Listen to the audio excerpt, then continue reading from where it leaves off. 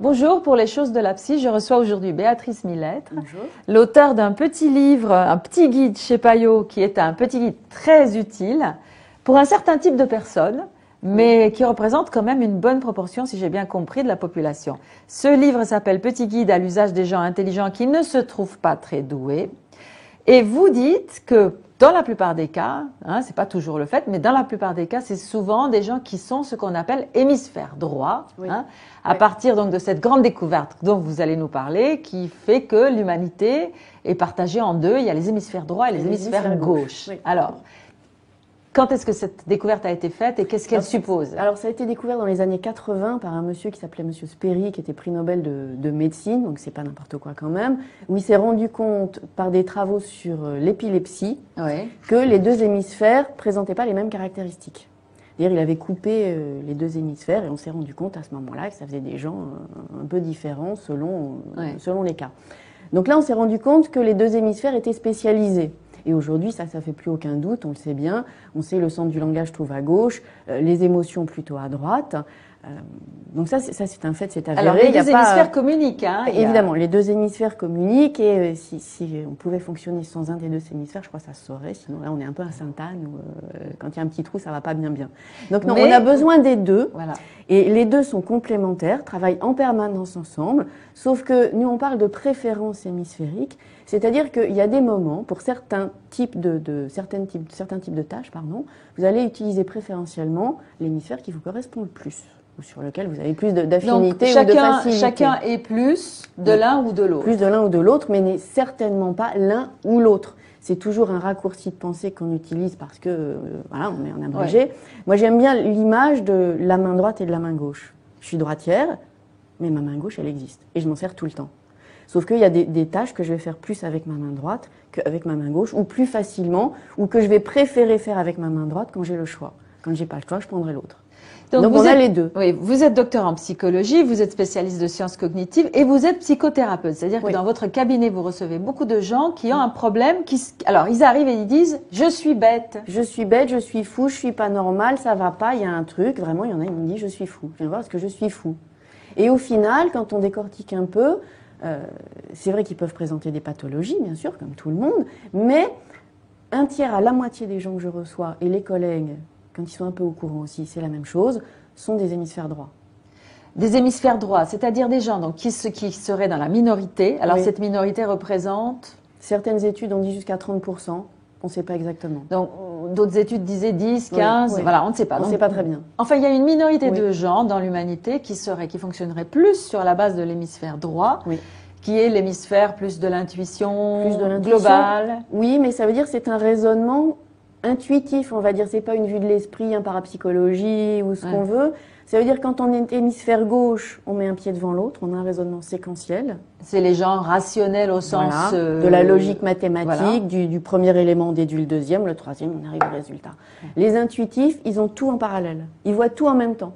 S'ils voient tout en même temps, ils peuvent par définition pas verbaliser les choses, parce que la parole c'est séquentiel, donc on ne peut pas dire deux mots en même temps. Donc ils n'ont pas conscience finalement des nœuds de leur raisonnement, et ça leur donne une intuition, une évidence. Et d'une certaine façon, ils voient plus juste, d'une certaine façon. C'est parce qu'ils ne sont pas tellement enfermés dans un petit raisonnement qui est forcément réduit, forcément limité. Ils voient ils voient big picture, comment dire en anglais, le grand tableau. Le grand angle. Voilà. Et donc, ils voient tout. Et comme ils voient tout, ils sont quand même capables de mieux comprendre ce qu'il en est. C'est vrai. Et donc, finalement, ce qu'ils font, c'est qu'ils arrivent à des résultats et ils ne savent pas comment. Ils savent pas comment. C'est le coup du gamin à l'école qui vous donne le résultat et l'institut lui dit « t'as copié sur ton voisin ». Alors qu'il n'a pas copié, c'est juste, il a le résultat, mais il ne sait pas comment. Donc, et ça, on peut apprendre. J'avais un ado au bureau, il était premier en maths, en terminale quand même, il est passé en prépa. Il avait le résultat, dès qu'il voyait l'énoncé, il mettait quelques lignes plus bas son résultat, puis ensuite il déroulait son raisonnement comme on lui avait appris à faire. Donc c'est en fait vous lui apprenez en fait à dérouler le raisonnement, parce que nous vivons dans une société où il faut dire d'où on sort ses idées, comment on est arrivé à telle conclusion. Mais lui finalement, à la limite, il s'en passerait. Il s'en passe complètement. Et c'est ça qui provoque, d'après ce que vous dites, c'est ça qui provoque leur mal-être finalement. Ils sont en décalage par rapport à notre société qui est plus fondée sur les procédures du cerveau gauche. Tout à fait. Ils sont en décalage parce que depuis tout petit, ils fonctionnent à leur manière et puis on leur dit c'est pas comme ça qu'il faut faire. Et au lieu de dire c'est hors norme dans le sens de différent, ça renvoie à normal. Oui. Et donc ce que vous vous dites, c'est que ce n'est pas anormal. Pas du tout, c'est différent. C'est une intelligence différente. Ni meilleure, ni plus grande, ni moins bonne, ni tout ce qu'on veut, différente, c'est tout. Non mais quand je vous ai lu là, vous diriez presque que c'est meilleur parce que c'est plus d'abord c'est plus créatif. C'est plus créatif. C'est quand même assez puissant si vous vous mettez les doigts de pied en éventail pour produire un raisonnement qui tient la route. Je trouve que c'est quand même pas mal.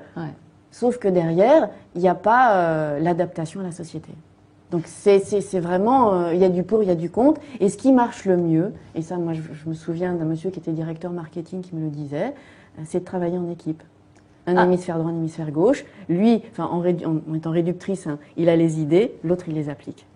D'accord. Et là, ça dépote, c'est fabuleux. Alors, ce sont des gens qui ont beaucoup d'idées, qui sont très, qui foisonnent comme toute ça. La journée. Oui, ça, le petit vélo s'arrête jamais. Voilà, vous dites le petit vélo ne s'arrête jamais, c'est très amusant. Et j'ai parlé avec quelqu'un qui m'a dit ah oui, c'est tout à fait moi. Mon petit vélo ne s'arrête jamais. J'ai tout le temps la tête pleine d'idées. Et donc de toute façon, c'est même pas. Il faut leur apprendre que s'ils veulent en faire quelque chose, leurs idées, à un moment donné, il faut bien choisir, il faut bien rentrer dans la réalité concrète, qui est un pied devant l'autre. Pour concrétiser leur projet. Donc leur problème à eux, surtout, c'est de choisir. Oui. Et selon quels critères? Puisqu'ils voient tout, ils n'ont pas de raison. Et non, parce que ça veut dire choisir un, c'est abandonner tous les autres. Oui. Donc ça ne va pas du tout. Et professionnellement, on en voit beaucoup aussi qui sont en reconversion professionnelle parce qu'ils sont nulle part à leur place. Et je voyais quelqu'un l'autre fois qui animait un stage de reconversion qui me dit on en avait plus de la moitié. Ah oui, mais comment alors finalement ils peuvent trouver leur place puisqu'ils sont tellement polyvalents. Ils trouvent leur place, ce que je leur dis toujours, c'est à partir du moment, quelque part, ils n'ont qu'à prendre n'importe quoi qui les intéresse et ils y mettront leur touche personnelle.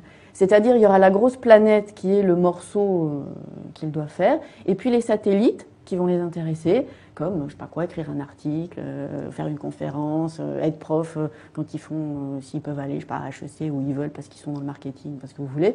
Donc d'avoir des activités complémentaires qui s'appuient sur le noyau dur de leur métier, mais dont ils vont faire autre chose. Et à ce moment-là, ils peuvent inverser un petit peu, c'est les vases communicants, il y a un qui devient plus présent à un moment, un autre à un autre moment. Et là, ils ont finalement, ils peuvent enrichir eux-mêmes leur métier. Et ça convient mieux. Oui. Et vous dites aussi que cette découverte qui a été faite, donc qui est très importante sur comment fonctionne finalement la rationalité humaine, on n'en a pas fait grand-chose. C'est-à-dire, on a découvert qu'il y avait quelque chose comme ça dans notre façon d'être, dans notre psychisme, dans notre cerveau. Et puis, on ne l'applique pas. Et pourquoi est-ce qu'on ne l'applique pas d'après vous? Je n'en sais rien. Je n'en sais rien. Je ne peux pas vous répondre. Je ne sais pas. Parce que ce n'est pas des cerveaux droits qui s'en sont occupés. Peut-être des cerveaux droits qui ne savaient pas réaliser. Peut-être aussi. Je ne sais pas vous dire parce que tout le monde me dit ça existe, les cerveaux droits, les cerveaux gauches. Tout le monde sait ça. Est-ce que vraiment ça existe? Est-ce que c'est pas une théorie passée à la poubelle? Et puis vous voyez les recruteurs, les cabinets d'outplacement qui vous disent oui, nous on a un test, on les voit, les cerveaux droits, les cerveaux. Je dis qu'est-ce que vous faites après pour les aider, les accompagner? Rien du tout. Rien du tout. Il se passe rien. À l'école, il se passe rien. Et à l'école, je pense qu'à l'école, une bonne partie des échecs d'enfants doivent correspondre à cette mauvaise adaptation, quoi. Oui. Et ça pourrait être une bonne chose que d'apprendre aux professeurs de détecter les cerveaux droits. Ça pourrait être un peu indispensable. Aux États-Unis, ils sont en train de mettre au point un système pour un peu, pas à deux vitesses, mais tenant compte des deux manières de fonctionner. Et les cerveaux droits sont aussi des gens qui ont tendance, parce que justement, ils ont beaucoup d'idées, ils savent qu'ils sont intelligents, mais qu'ils arrivent à rien. Ils savent pas qu'ils sont intelligents. Ah, ils savent pas qu'ils sont intelligents. Ils savent pas. Parce que justement, ils n'arrivent à rien. Donc ils pensent qu'ils sont bêtes. Mais toutes ces idées qu'ils ont, ils les mettent sur le compte de quoi? De rien. De rien, ça ils y pensent même pas, et pour eux tout le monde fonctionne comme ça. Ah oui. Ils n'ont pas l'idée, pas plus que les cerveaux gauches n'ont l'idée que les hémisphères droits fonctionnent autrement, donc les cerveaux droits n'ont pas l'idée que ça pourrait être autrement. Et quand vous leur faites lire les caractéristiques, ils vous disent ben oui c'est moi, mais c'est tout le monde. Eh non, c'est pas tout le monde. Ah oui. Enfin ça c'est normal, hein, on voit chacun. Et donc, en thérapie, vous, finalement, en thérapie, en coaching, vous aidez ces personnes à apprendre des procédures du cerveau gauche pour être plus adaptées à la société. Mais est-ce qu'il vous arrive d'avoir des gens qui sont cerveau gauche et qui disent « Ah, je voudrais bien un peu de créativité, comment faire, oui, docteur ?» on trouve des ateliers de décoincement du cerveau droit sur Internet. Moi, je trouve ça très rigolo. Décoincement du cerveau droit. Décoincement du cerveau droit, oui, tout à fait. Et on a, aux États-Unis, c'était le conseiller d'Al Gore qui vient de publier un livre. Il dit « Moi, je suis cerveau gauche. Et la société économique de demain sera plutôt celle des cerveaux droits parce que multitâche, créatif, enfin bon, voilà, ce que vous voulez. » Oui, tout ce qui va dans le sens d'une vision synthétique, pas en morceaux, voilà, pas tranché, comme ça. Et donc lui, son livre, c'est de dire, voilà, vous êtes hémisphère gauche, apprenez à fonctionner, à tirer parti aussi de votre hémisphère droit et à devenir un peu créatif, un peu ouvrez un peu les antennes, etc., etc. Et c'est faisable. On peut apprendre. Bien sûr, c'est faisable puisque nos deux hémisphères travaillent en permanence ensemble. Donc c'est pas l'un ou l'autre. Encore une fois, ils collaborent. C'est vraiment l'histoire de la main droite, la main gauche. Si j'ai un bras dans le plâtre, moi je suis droitière, ben je vais apprendre à écrire de ma main gauche. Ouais. Ça sera plus difficile et si j'ai le choix, je le fais pas. Mais donc, si j'ai pas le choix, je le fais. Finalement, ce que vous conseillez beaucoup, je crois, aux gens, aux adultes qui sont cerveau droit, c'est de trouver quelqu'un, un cerveau gauche avec qui ils s'entendent et de faire équipe. Oui, ça marche bien. Et c'est bien pour le cerveau gauche aussi. Bien sûr. C'est parce que l'équipe là, elle marche tout de suite. Et quel que soit enfin, il faut qu'ils se mettent d'accord. Il faut qu'ils puissent s'entendre, il faut qu'ils puissent croire l'un à l'autre que ça peut aller. Il faut qu'ils s'entendent tout simplement. Mais une fois qu'ils s'entendent, ça marche très très bien. Bon, alors donc pour tous ceux qui sont intelligents mais qui ont un doute, qui se trouvent pas très doués mais qui ont beaucoup d'idées, donc ça c'est déjà un premier indice. Avoir beaucoup d'idées, se sentir un peu mal dans sa peau. Oui. Et des idées qui tombent de la tête. Des idées qui tombent de la tête, avoir toujours le petit vélo dans la tête qui fonctionne.